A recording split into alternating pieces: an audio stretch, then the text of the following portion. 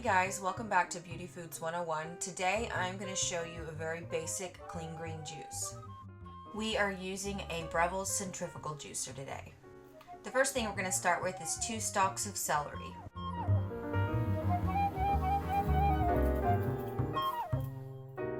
Next I've got some kale that really needs to be used, so cutting away any bad parts and using about 4 stems of kale.